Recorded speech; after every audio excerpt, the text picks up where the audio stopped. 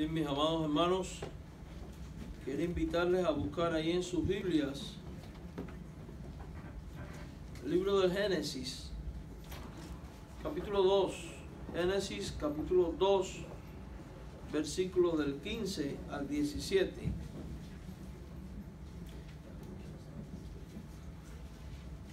Génesis, capítulo 2, versículos del 15 al 17. Por favor, pueden tener presente en sus oraciones a Venezuela. Ustedes saben que están viviendo momentos muy tormentosos a causa de todo lo que ahí está ocurriendo, incluso hermanos que están incomunicados con la familia a causa de los apagones y las cosas que están ocurriendo. Así que por favor tenganle presente en sus oraciones. Génesis 2, ahorita vamos a orar por ello. Génesis 2, 15 al 17, dígame cuando lo tenga.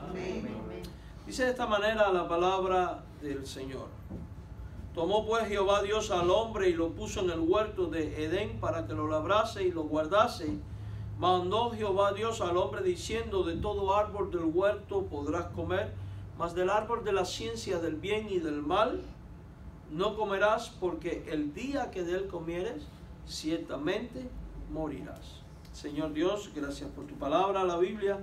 Rogamos ahora la asistencia de tu Santo Espíritu para que nos guíe en esta exposición. Queremos aprender más de ti, Señor.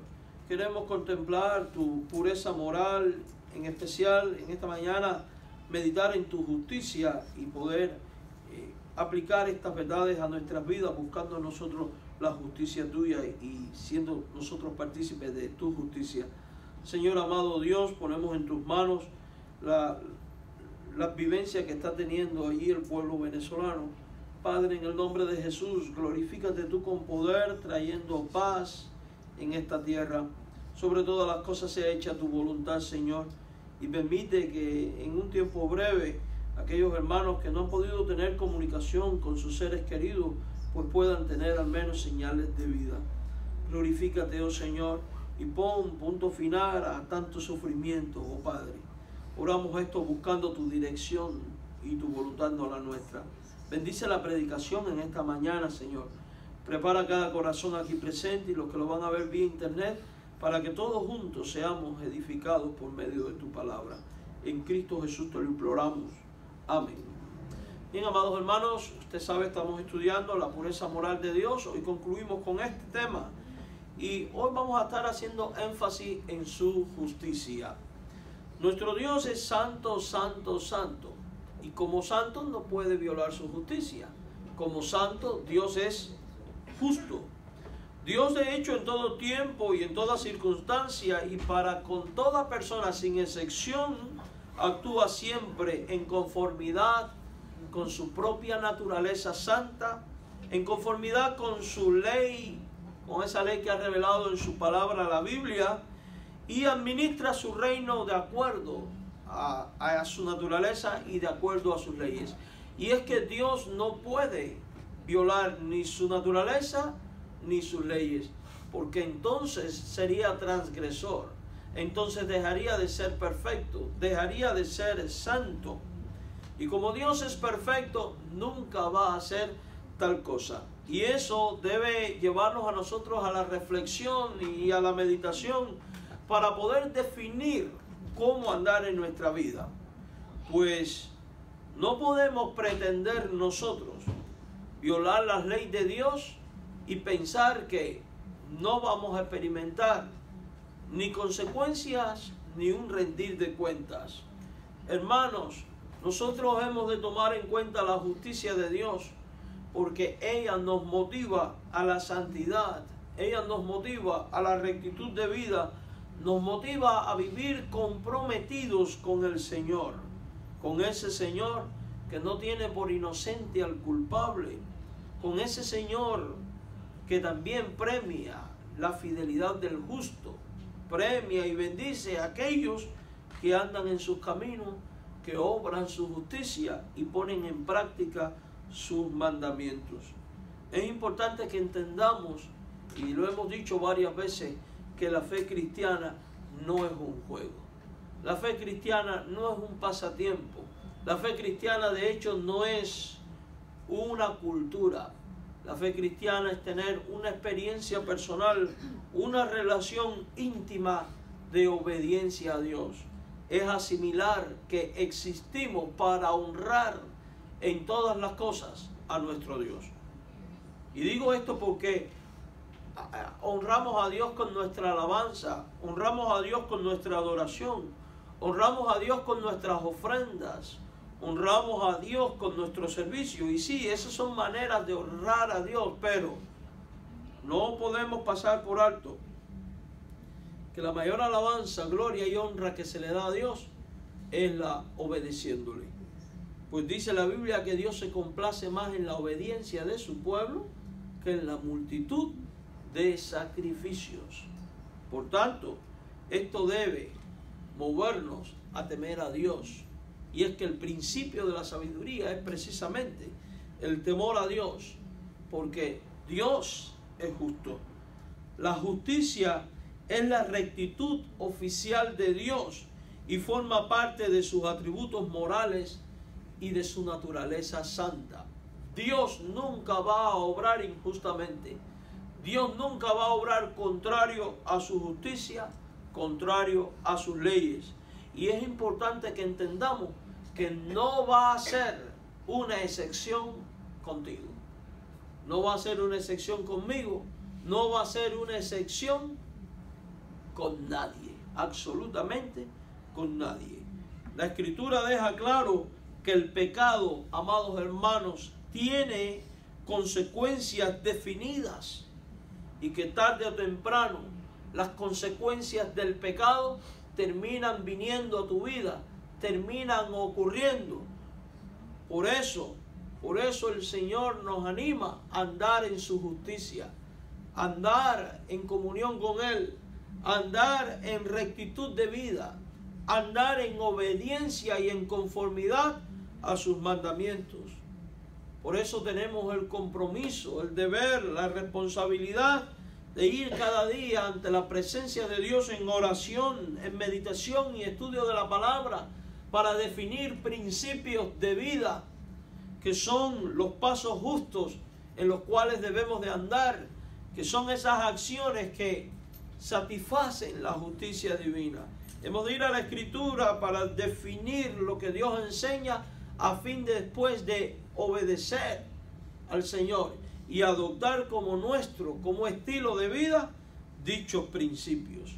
En Génesis 2:17 leímos que Dios había dicho a Adán y a Eva que del árbol de la ciencia del bien y del mal no debían comer, y darle razones, y esas razones devienen en consecuencias, porque el día que de él comiere, dice Dios, ciertamente morirás. Y hablaba de la muerte física y hablaba también de la segunda muerte, que es la muerte espiritual.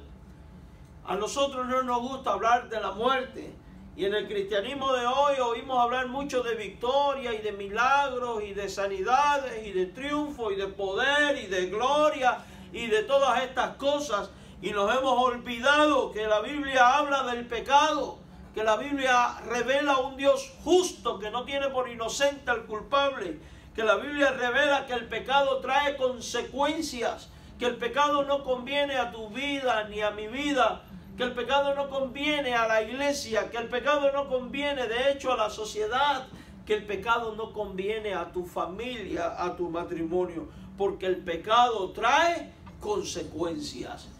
Dios le dijo a Adán y a Eva, no comas porque morirás.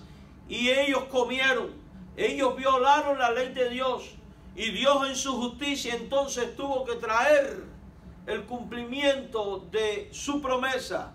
Y por eso la paga del pecado es la muerte, como enseñó el apóstol Pablo, y advierte las mismas palabras. Por eso toda alma que muere sin estar en comunión con Cristo, no solo muere físicamente, sino que además morirá por la eternidad en una muerte que no termina, en un lago de condenación de fuego y azufre, donde es lloro y crujir de dientes. ¿Es esto un acto criminal de Dios? No, es el cumplimiento de su justicia. Y es que los hombres no tienen por qué terminar en esta condición de muerte, por cuanto Dios en su amor, en su misericordia, ha provisto una manera de ser librado de ella, y es a través de Jesucristo. Dios, por su gracia, a través de Cristo, quita el pecado de los que creen en Él, quita el pecado de los que arrepentidos acuden a los pies de la cruz, creyendo en Jesús como Salvador. Y la justicia de Dios se cumple aún así. ¿Sabe de qué manera? Sustituyendo tu vida y mi vida en la cruz. Porque eso es lo que hizo Dios. Dios tenía que satisfacer su justicia y provee de un cordero inocente y sin culpa, y esta persona es Jesús, para que se interpongan entre tú y Él, de tal manera que la ira de Dios, la muerte de Dios, en vez de caer sobre el creyente, caiga sobre Jesús, de tal manera que Él murió en nuestra muerte y resucitó triunfante para otorgarnos el don de la vida eterna. Satisface Jesús así la justicia de Dios. Pero es importante que entendamos que los que creen en Jesús como Señor y Salvador deben de andar en rectitud, porque no puede el hombre pretender, alegar que ya es salvo y aún así seguir viviendo en los actos injustos propios de una naturaleza que no ha conocido a Cristo. Porque los verdaderos hijos de Dios se deleitan en la santidad. Los verdaderos hijos de Dios se deleitan en los mandamientos divinos. Los verdaderos hijos de Dios obran la justicia de Dios. Pablo dijo: la paga del pecado es la muerte, la dádiva de Dios es vida eterna. Y en este versículo vemos paga y dádiva. Y es que ciertamente el hombre cosecha lo que siembra. Y el que siembra para el pecado, del pecado cosecha corrupción. Pero el que siembra en Cristo para vida, creyendo en Él, de Cristo recibirá salvación. Pero entendiendo que los verdaderos salvos andan en Dios. La Biblia enseña que Dios, por justicia y santidad, siempre va a castigar el pecado. Así que no esperes vivir deliberadamente en pecado o practicar el pecado y no experimentar el castigo de Dios. Tal cosa no ocurre. Así que si el diablo le ha metido a usted en el corazón, en la mente o en la cabeza, que usted no va a experimentar consecuencias porque usted anda de victoria en victoria, estas cosas, y que usted puede pecar y porque Dios es amor, Dios te va a pasar por alto estas cosas, te han estado engañando. Porque Dios no tiene por inocente al culpable, dice la Biblia. Quiero que leamos Deuteronomio capítulo 7, versículo 10, y comprobemos lo que estamos diciendo. Que Dios castiga el pecado.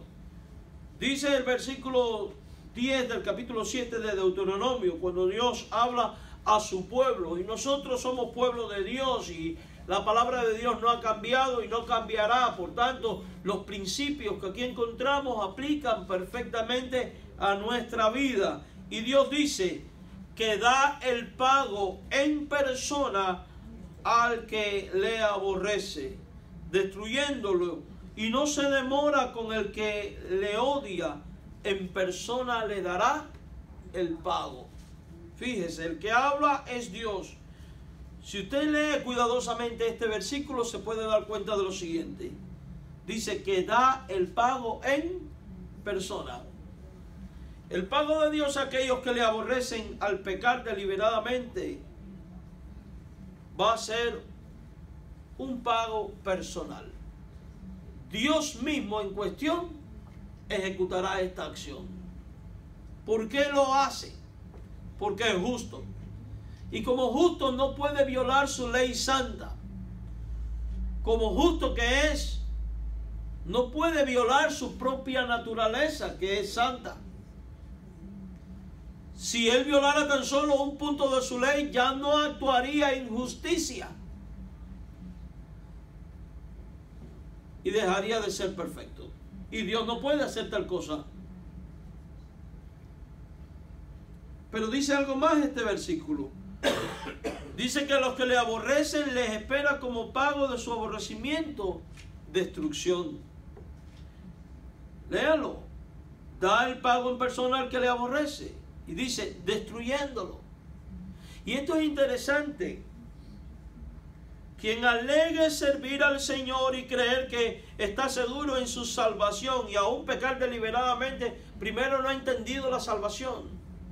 Porque los verdaderos salvos perseveran en santidad. Y yo creo que la salvación no se pierde. Pero sí creo que los verdaderos salvos nunca van a decir, bueno, porque ya fui salvo, puedo hacer todo lo que quiera, porque al final voy a ser salvo y siempre salvo. No, eso es un error garrafal. Los verdaderos salvos entienden que ahora viven para Cristo. Miran la justicia de Cristo, miran la santidad de Cristo y deciden imitar a Cristo y servir a Cristo y obedecer a Cristo. Entiende lo que dice este texto.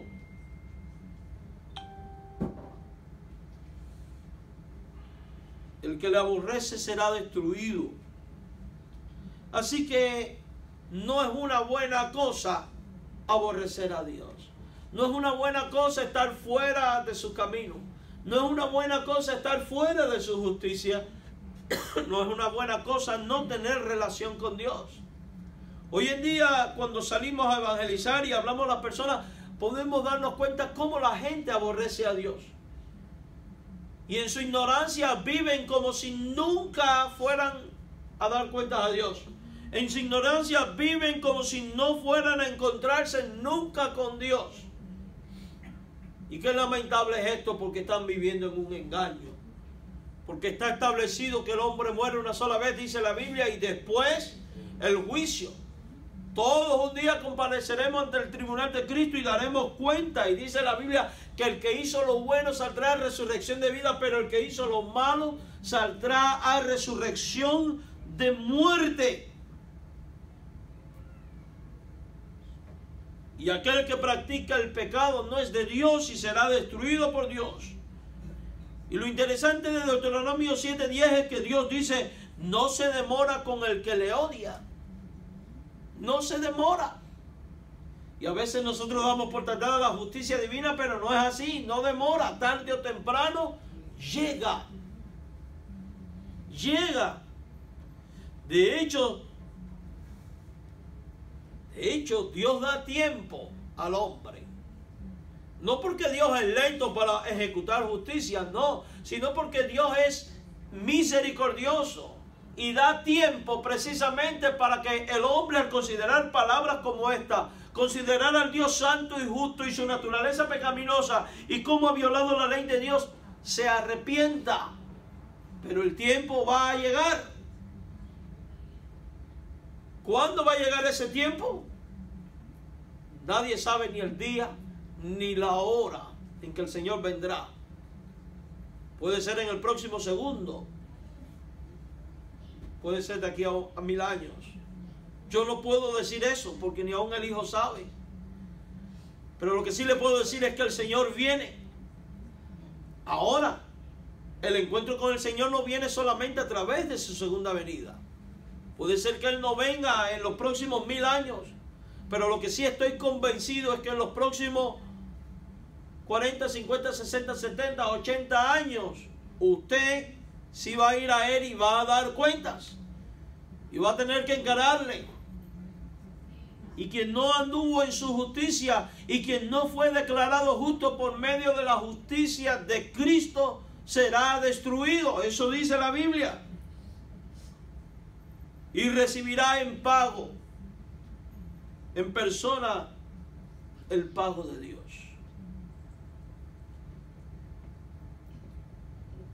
Y es trágica las palabras, siervo malo y negligente.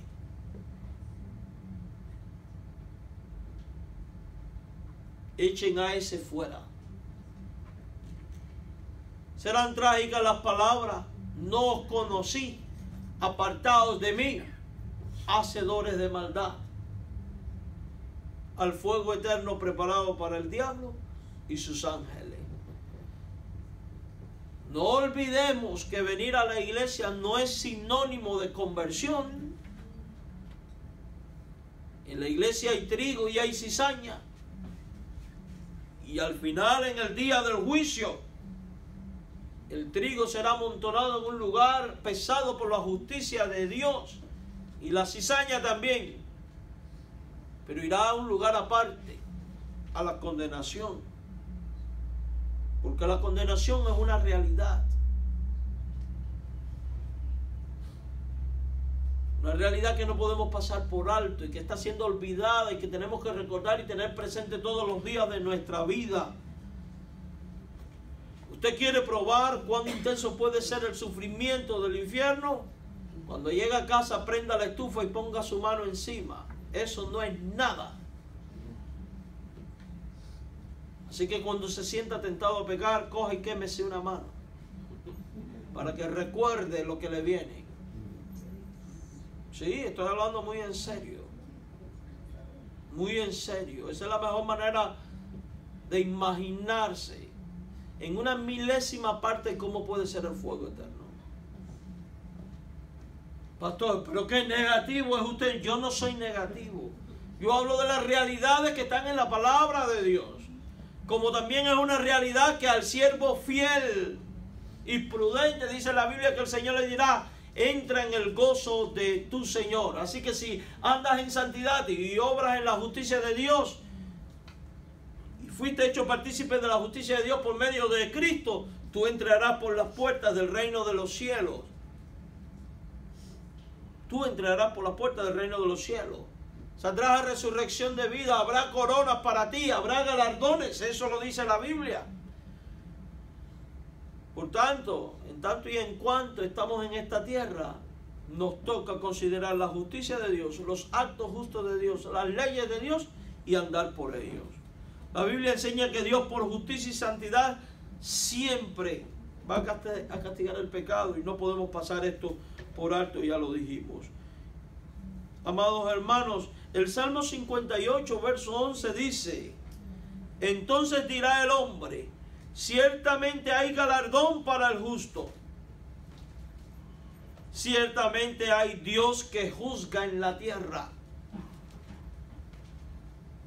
Y eso es una gran verdad. Hay un Dios que juzga. Hay un Dios que juzga.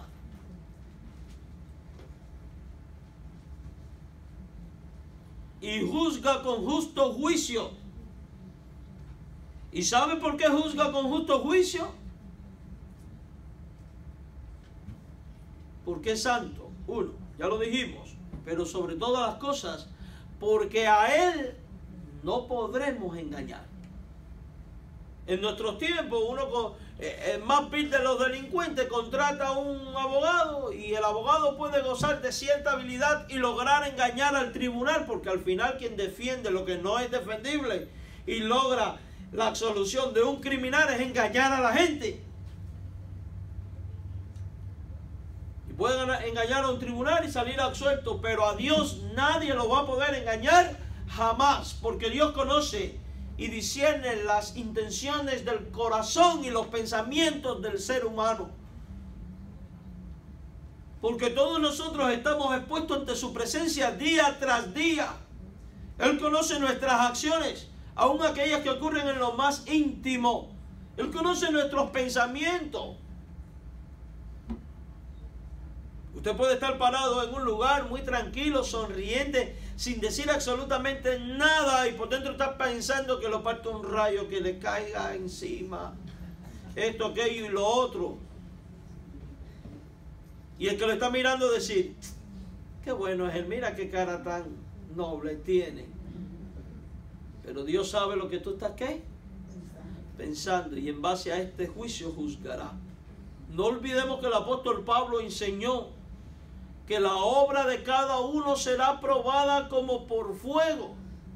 Y el que edificó sobre oro, plata, piedras preciosas, la obra de ese perdura, pero el que edificó sobre paja, heno y hojarasca, la obra de ese perecerá.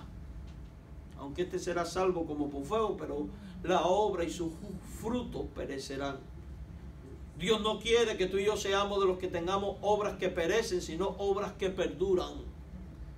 Dios quiere que tú y yo seamos de los que andan en sus caminos rectos y en su justicia.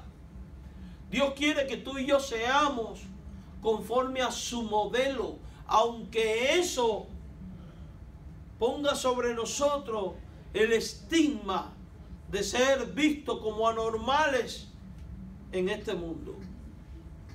Sí, anormales. Tenemos que andar como anormales en este mundo. Y no hablo de las personas que tienen deficiencia mental. Hablo como las personas que se conducen distinto al mundo, porque no se conforman a este mundo, como dice la Biblia, ni a este siglo, sino que se conforman a la justicia y al modelo de Dios y deciden vivir para la gloria de Dios. Amén.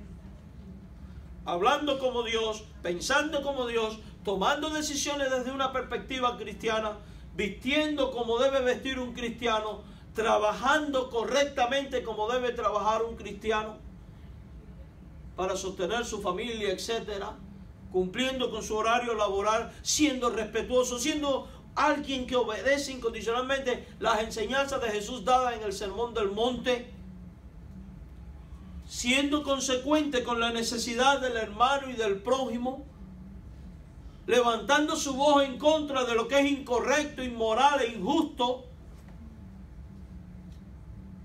aunque eso implique enfrentar los criterios de los políticos.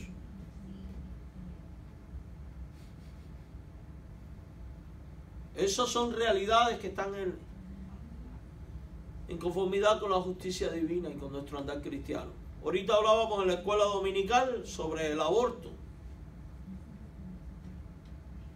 ¿Y por qué usamos una palabra técnica, aborto, que suaviza la realidad de la cuestión? No use más la palabra aborto. No use más la frase fulana abortó. Cambie eso. Fulana mató a su hijo. Porque eso es lo que es un aborto, un asesinato. Y no obra la justicia de Dios, porque el hombre es hecho a imagen y semejanza de Dios.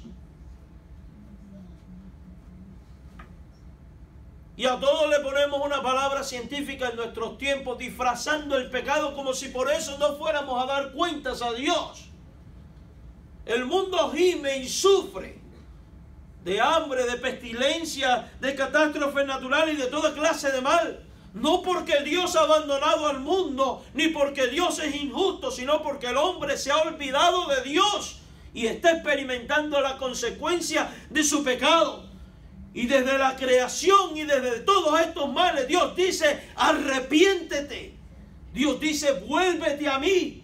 Contempla a Jesús en la cruz, cree en Él, sé salvo, ama a tu prójimo como a ti mismo. No sin antes amar a Dios con todo el alma, mente y corazón. Y decide andar conforme a mis mandamientos. Dios reclama eso de ti y de mí. Hagamos esto y vamos a ver cómo las cosas son diferentes. Pero ¿cómo el mundo puede responder a todo esto si las iglesias no están respondiendo? Si las iglesias hoy se han convertido en un club de entretenimiento para los grupos llamados cristianos, donde el culto no se sabe si es sagrado a Dios o es un espectáculo, porque se han convertido en una pasarela de cómo visten, de cómo cantan, de que si tiene luces o tiene humo, o tiene plataforma, o tiene luz de no sé qué, o luz de no sé cuánto. Y donde la moda es no tener un púlpito o tener un púlpito. El otro día estuve viendo un video de un pastor que entró al púlpito para predicar volando. ¿Qué es eso? Sí, lo amarraron por debajo de los brazos y aquel hombre bajando. ¿Qué es eso? Alguien me mandó, no hay mucho, un video de un cura con tremenda sandunga ahí, bailando. Mire, nos estamos riendo, pero esto no es de juego. Eso es fuego extraño en la casa de Dios. Yo quisiera saber dónde rayo enseña la Biblia que tienen que haber niñas con cintas y todas estas payasadas que estamos viendo en los cultos cristianos. Eso es fuego extraño, hermano. El culto a Dios no es para divertirse. No me gustó el culto, me estuvo aburrido. ¿Y tú te vienes a entretener a la casa de Dios? No. El culto a Dios es sagrado, es para buscar la santidad de Dios, honrar a Dios y dejar que Dios nos hable para ser confrontados con su palabra, a fin de que nosotros descubramos en qué le estamos fallando y podamos ser encaminados para andar en su justicia.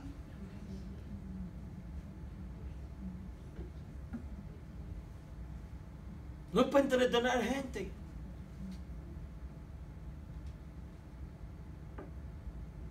No es para hacer dinero, no es para vender nada.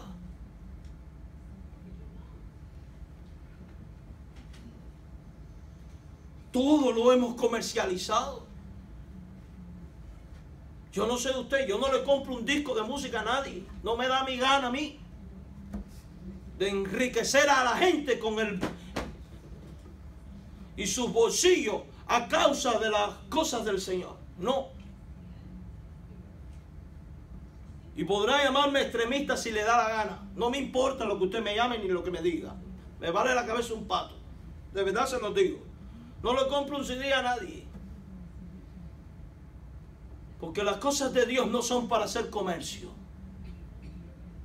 No son para hacer comercio.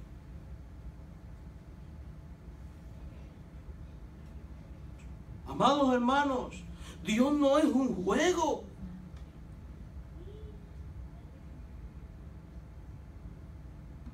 Estar en la casa de Dios, ser parte de la iglesia de Cristo, no es para estar siendo consolado todo el tiempo, es también para trabajar, es para sacudirnos y movernos en el nombre del Señor, y más cuando sabemos que el día final se acerca, Cristo viene. Y usted y yo podremos decir, gloria a Dios que Cristo viene, aleluya, y todas estas cosas, pero le voy a decir algo, el día del Señor, dice la Biblia, que es fuerte y terrible. Y es necesario que tomemos conciencia que si tu hijo, tu hija, tu pariente, tu primo, tu abuelo, tu hermano, tu vecino, tu conocido, tu compañero de trabajo, si no has creído en Cristo como Señor y Salvador, porque tú no le has predicado, porque has estado en toda clase de sandeces y de tonteras, se va a ir al infierno. No va a ver la gloria de Dios, por muy bueno que haya sido desde la perspectiva humana, porque desde la perspectiva de Dios, bueno no hay ni uno. Y a menos que el hombre se convierta de su pecado, se arrepienta y crea en Jesús como Señor y Salvador, no va a ser declarado justo, no va a ser justificado, no va a andar en la justicia de Dios, no va a tener imputada sobre su vida la justicia divina, por tanto, no va a entrar en el reino de los cielos. Y eso debe estremecernos la vida, debe cambiar toda nuestra perspectiva para movernos a hacer aquello que Dios quiere que hagamos. Porque dice la Biblia, ciertamente hay galardón para el justo y ciertamente hay Dios que juzga en la tierra, juzga.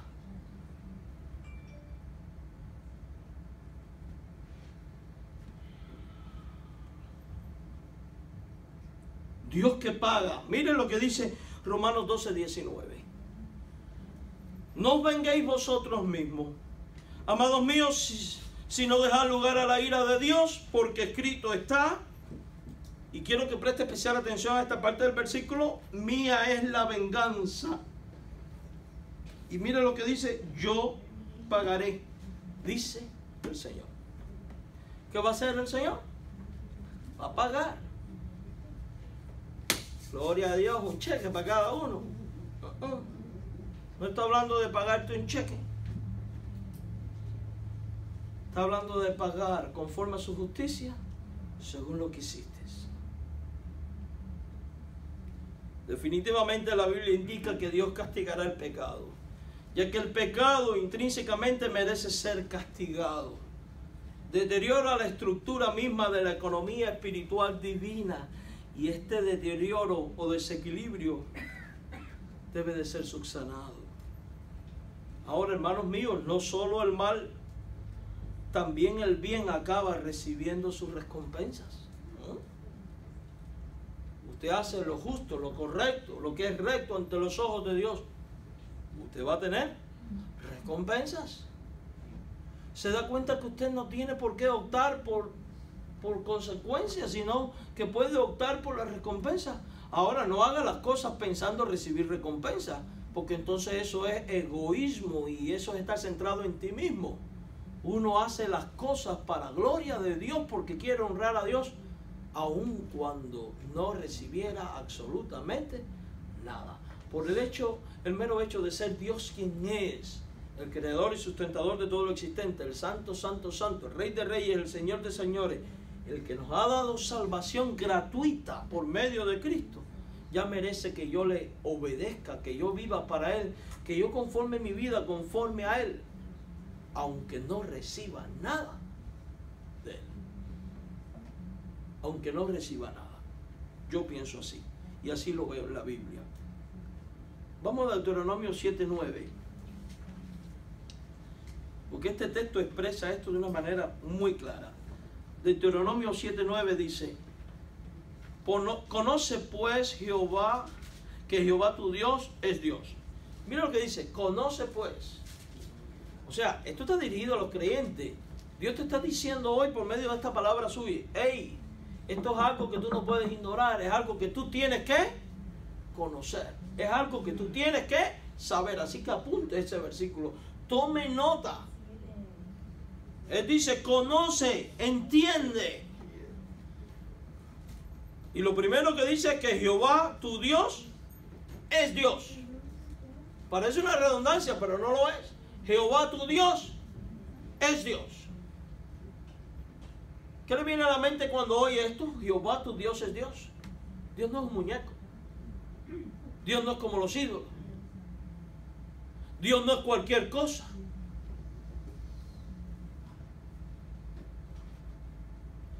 Dios no es como los hombres. Dios no es como las criaturas ni la creación. Dios es distinto a todo.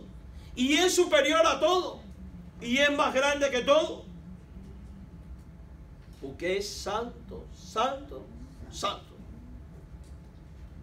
Ese es Dios. Y es con el que tienes un trato.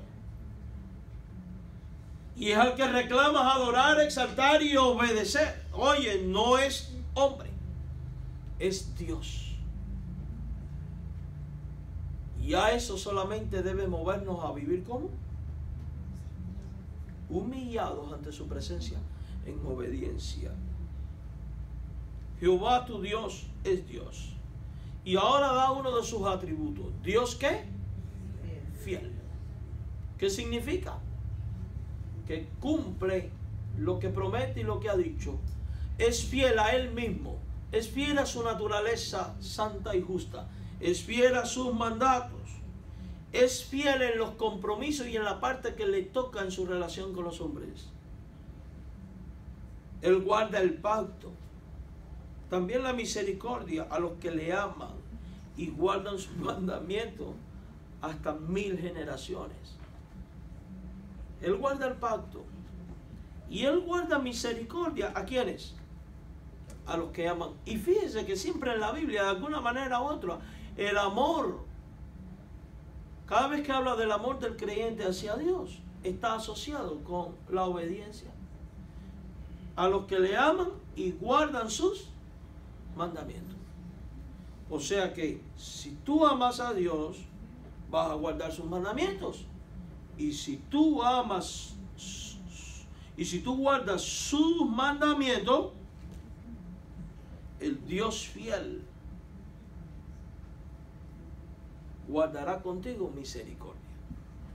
Eso es lo que dice ahí. No esperas otra cosa si desobedeces sus mandamientos, por supuesto. Pero ¿sabe qué es lo más hermoso que dice ese versículo? Que si tú guardas sus mandamientos porque le amas, Él guardará el pacto y la misericordia hasta 1000 generaciones. O sea, de manera indeterminada.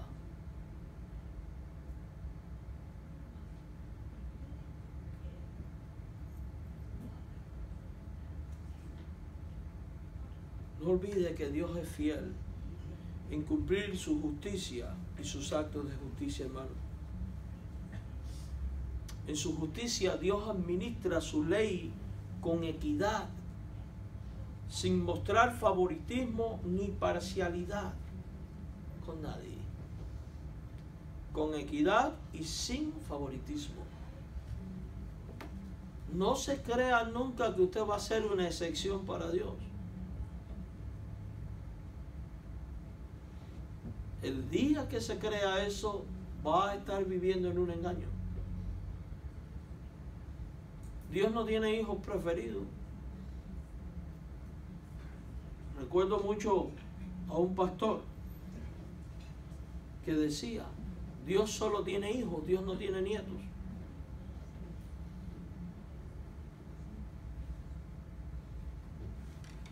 Porque a veces nosotros creemos que somos el preferido de Dios. No se crea eso.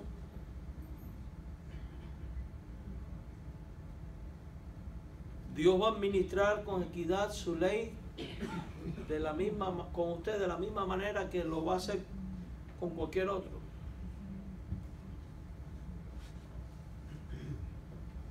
Dios no hace excepción de personas. Y si usted tiene dudas de esto, léase la Biblia. Y se va a dar cuenta que todo siervo de Dios que pecó, aunque pudo haber hecho muchas cosas buenas para Dios, desde el momento que le falló y pecó, cosechó la consecuencia. Estos días he estado leyendo la vida de Gedeón. ¿Cuántas victorias? Pero Gedeón comete un error. En determinado momento tiene una batalla, le pide a cada persona una prenda y va y hace un efod de oro. Y dice la Biblia que aquello pervirtió al pueblo. Y dice la Biblia que terminó Gedeón en días de ruina. Qué triste. Vea la vida de Salomón. Por amor a David tu siervo, tu padre, le dijo Dios, no voy a destruir el reino, pero cuando tú mueras, se dividirá. Léase el libro, primero de Reyes y segundo de Reyes, Crónicas, léase los Jueces y usted va a ver esto que estamos hablando. Gente que empezó muy bien con Dios, bastó una sola acción de desviarse para que la justicia de Dios fuera administrada con equidad y sin favoritismo. El gran Moisés aún se quedó sin entrar a la tierra.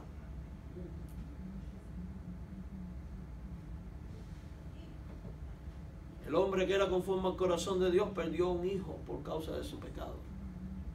David. El hombre que era conforme al corazón de Dios, Dios le dice, tú no me vas a construir un templo porque tú tienes las manos manchadas de sangre.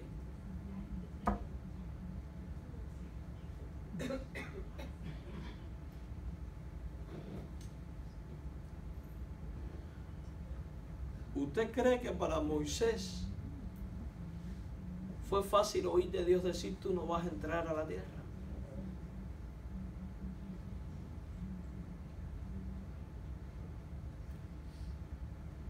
Solo los actos de una persona, no su puesto en la vida, solo sus actos se toman en cuenta a la hora de establecer las consecuencias o las recompensas. Por eso dice la Biblia que la fe sin obras es ¿qué? Muerta. Así Dios condenó en los tiempos bíblicos a los jueces que aunque estaban encargados de servir a sus representantes, aceptaban sobornos para alterar su juicio. Vamos a ver algunos ejemplos de las cosas buenas que hacían algunos jueces. 1 Samuel 8:3, mira lo que hacía esta gente. Dios empieza diciendo, no anduvieron los hijos por los caminos de su padre, antes se volvieron tras la avaricia, dejándose sobornar y pervirtiendo el derecho. O sea que le sacaban dinero a la gente y hacían actos injustos. Sin embargo, a Dios no estaban engañando. Amós 5:12. Y mira lo que dice aquí Dios. Yo sé de vuestras muchas rebeliones y de vuestros grandes pecados. Sé que afligís al justo, recibís cohecho y en los tribunales hacéis perder su causa a los pobres. Si usted se da cuenta de esta gente de la cual Dios dice esto, eran gente rebelde, de grandes pecados, afligían a la gente piadosa y justa, recibían cohecho y hacían perder la causa de los pobres. Sin embargo, Dios dice, yo sé de vuestras muchas y sé de vuestros grandes, sé que afliges, porque nada escapa del conocimiento de Dios. La razón de su condena fue que el mismo Dios, al ser justo, esperaba ese mismo comportamiento a los encargados de administrar su ley. Sin embargo, a veces la regla de Dios no parece justa. Los que llevan vidas pecaminosas no siempre son castigados, aparentemente. Y a veces decimos, pero si este ha sido un sinvergüenza de primera toda la vida, y mira, no le cae ni un catarro al desgraciado. ¿Usted no ha visto eso? Que hay gente que es muy perversa y no le duelen ni los callos. ¿Sabe lo que los callos, verdad? Unos pellos duros salen en los pies. No le duele nada. Ni catarro le cae, ni una gripe. Y nos parece que es que está escapando de la justicia de Dios. Nos parece.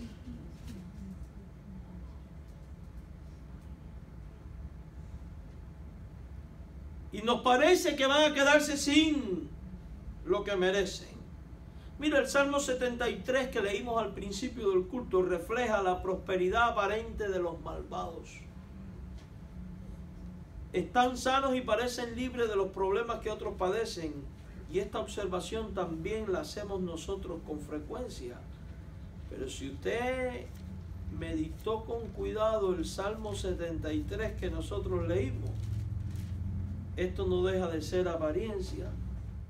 Si usted leyó el Salmo 73, dice, no pasan trabajo, no son azotados, la soberbia los corona, se cubren de vestidos de violencia, los ojos se saltan de lo gordos que están, se mofan y hablan con maldad de hacer violencia, hablan con altanería y no les duele nada.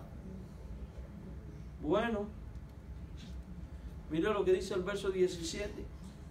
Hasta que entrando en el santuario de Dios, o sea, donde está Dios, el Dios santo, y comprendí que Dios es santo y justo, mira lo que dice, comprendí el fin de ellos.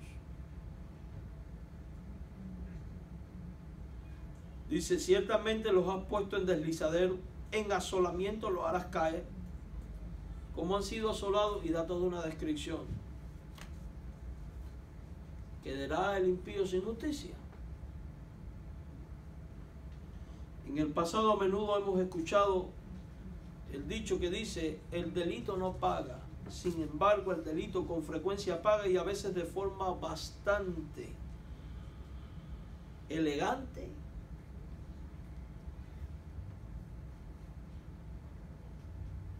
Los jefes del crimen organizado a menudo acumulan fortunas enormes y pueden tener también salud.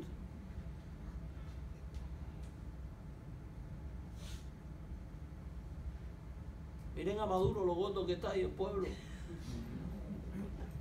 Un ejemplo moderno. Mientras que algunos creyentes virtuosos, santos, son pobres, están enfermos, sufren la pérdida trágica de sus seres queridos. Y esta aparente iniquidad continúa año tras año y nos preguntamos, ¿cómo permite Dios esto? Mire, cuando el salmista fue al santuario de Dios, percibió el fin de los malvados. Porque el hombre, si no es aquí, va a ser allá. Y quiere que le diga algo, es mejor dar cuentas aquí y tener la oportunidad y arrepentirse, que Dios perdona los pecados y nos hace nueva criatura,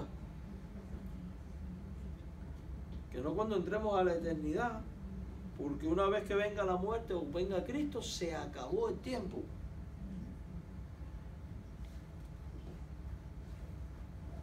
Por eso dice el salmista que vio, serán destruidos, hermano. Hasta que entrando en el santuario de Dios comprendí el fin de ellos. Ciertamente los ha puesto en deslizadero, en asolamiento lo hará caer. Como han sido asolados de repente, perecieron, se consumieron de terrores, como sueño del que despierta. Así, Señor, cuando despertaste, menospreciarás su apariencia. Dice el verso 27, porque he aquí los que se alejan de ti, perecerán. ¿Qué le pasa al que se aleja de Dios? Perece.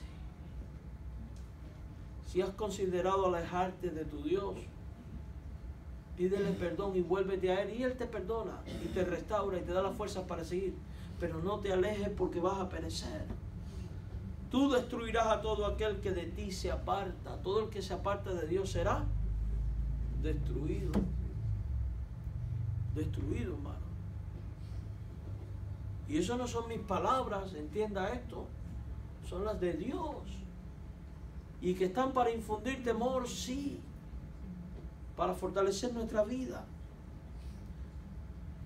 Dice el verso 24 del Salmo 73, me ha guiado según tus consejos y después me recibirás en gloria. Dios da estos consejos y estas advertencias porque quiere recibirte en gloria. Pero no te puede recibir andando en injusticia tú, violando sus mandamientos, sino en arrepentimiento, en consagración y dedicación a tu Dios. Quien es guiado por el consejo de Dios, hermano, será recibido en gloria. La justicia de Dios no se debe evaluar a corto plazo. Durante el transcurso de esta vida, a menudo la justicia quedará incompleta o será imperfecta, pero hay otra vida en la que la justicia de Dios será completa. Dios espera que sus seguidores imiten su rectitud y justicia, hermano. Tenemos que adoptar su ley y precepto como estándar. Y obedecer su ley y adoptar su carácter moral.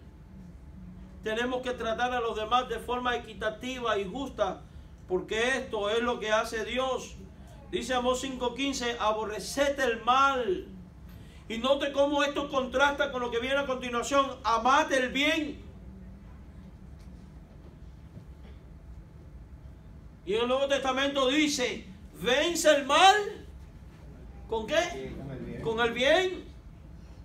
Y esto es palabra de Dios para ti y para mí. Y es palabra de Dios para cualquiera persona que confiesa a Jesús como Señor. Aborrece el mal, ama el bien. Estableced, y es una orden dada por Dios, es tan imperativo, estableced la justicia en juicio. Quizás Jehová Dios de los ejércitos tendrá piedad del remanente de José. Dice Santiago 2:9, si hacéis acepción de personas, cometéis pecado y quedáis convictos por la ley como transgresiones. ¿Se da cuenta que debemos de reflejar el carácter de Dios en esto? Porque en la justicia divina no hay excepción de personas, por tanto en la nuestra tampoco de haberla, de lo contrario cometemos pecado. Cuando se hace excepción de personas en la práctica de la justicia, quedamos convictos por la ley y como transgresores y por ende como culpables. Así como Dios es santo, debemos de ser santos, ¿verdad? Así como Dios es recto, debemos de ser rectos. Pero también así como Dios es justo y no viola su ley, sino que vive conforme a su ley y a su naturaleza, nosotros tenemos que desarrollar el mismo carácter de justicia, obedeciendo la ley de Dios, respondiendo a una naturaleza que se caracteriza por la santidad. Amados hermanos, hemos aprendido que el pecado tiene consecuencias definidas, que tarde o temprano terminan ocurriendo, que no solo el mal, también el bien acaba recibiendo sus recompensas. En su justicia Dios administra su ley con equidad, sin mostrar favoritismo ni parcialidad. Dios espera que sus seguidores adopten como suyo su rectitud y justicia. Por eso es que decimos que la justicia es la rectitud oficial de Dios, pues forma parte de sus atributos morales y de su naturaleza santa. Y lo revela porque quiere que su justicia también sea parte de nuestra naturaleza y de nuestros atributos. ¿Amén? Que el Señor les bendiga. Vamos a orar. Y es mi oración y deseo, pues, que al salir de este lugar meditemos en lo aprendido y podamos vivir en conformidad a ello.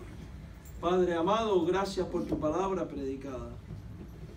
Sabemos que a veces es dura y puede ser fuerte, pero alabamos tu nombre por ello, Señor, porque nos confronta, al mismo tiempo nos revela cómo eres tú y de alguna manera se vuelve un acto de misericordia tuyo, porque al advertirme me puede hacer reflexionar para arrepentimiento y volverme a ti. Ayúdanos a desarrollar un carácter justo en la vida, a entender que tú nunca vas a violar tu palabra ni tu naturaleza, y por tanto la santidad es la mejor opción. Ayúdanos a llevar las buenas nuevas del Evangelio a otros. Como dice tu palabra, la mies es mucha, los obreros pocos, pero la mies está madura, la cosecha está lista, como cantábamos. Despiértanos, oh Dios, avívanos y ayúdanos a centrarnos en ti y solo en ti, para caminar en rectitud ante sus ojos, no conforme al modelo de este mundo ni de este siglo, sino conforme a tu entendimiento, a tu persona. Llévanos con bien a nuestro hogar, Señor. Danos tu bendición.